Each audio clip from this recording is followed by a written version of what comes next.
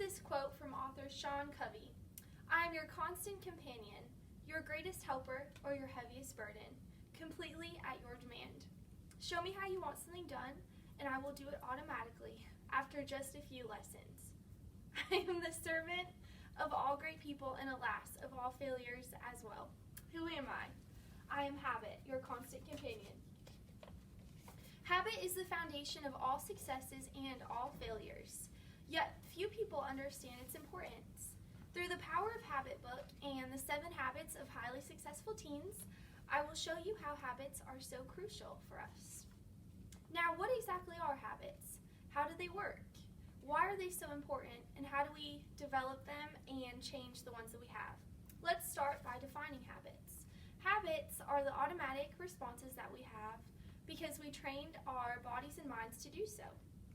According to Duke University, more than 40% of the decisions the actions that we have are not decisions, but rather habits. Examples are brushing your teeth, doing your homework or not, eating junk food, smoking cigarettes, exercising. And scientists have learned that the basal ganglia is responsible for maintaining and creating new habits. That's a part of the brain. Some people, even after extensive brain damage, can still take themselves on the same route home. They have no idea how they got there or how they remember, but yet they can. That is how programmed habits are into our brain, very programmed. And often we keep performing them even when they are no longer beneficial. So how exactly are they formed?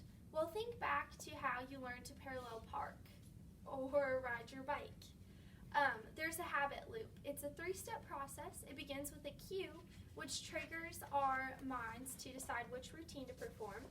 Then there's the routine, which is a physical, mental, or emotional behavior.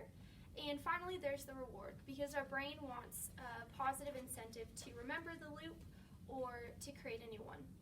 And once the habit loop is formed, we become more efficient at it each time that we do it. Now that we know what habits are and how the loop works, let's talk about why they are so important. Well, by having habits, it allows our brains to kind of go on autopilot, and we can focus on other tasks that maybe are more important.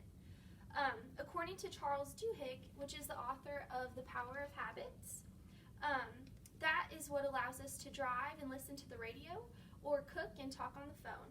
And researchers have found that our routines are almost exactly the same every time that we perform them. For example, the foot that we put our shoe on first, or our commute to work.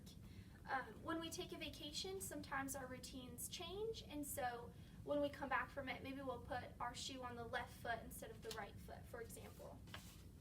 Companies and businesses also use habits for employees. They give them rewards and cues for good behaviors, giving them raises, for example, and companies also use them for consumers.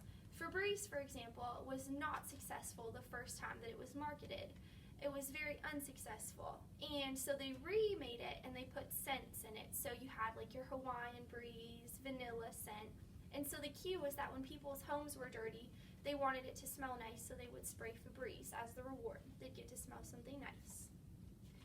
So now that we know habits are of utmost importance, let's talk about how to break bad habits as well as create new ones.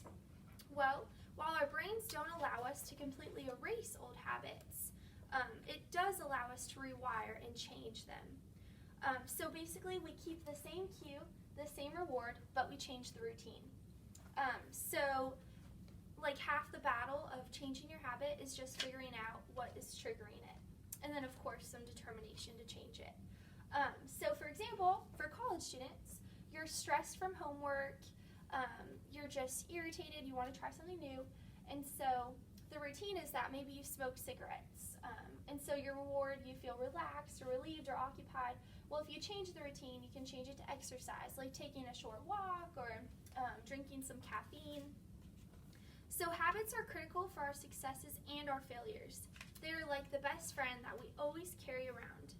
So remember that habits are formed for our successes or our demises, why they're important, and how we can change them. When people understand the role that habit has in their lives, it is a very powerful thing. And on New Year's every year, Millions of people try to form new habits, and usually they don't follow through with them. Perhaps it is because they don't understand how the habit loop works. But now that you do, maybe this year will be different. And finally, I will leave you with this quote from Aristotle. We are what we repeatedly do. Excellence, then, is not an act, but a habit. Thank you.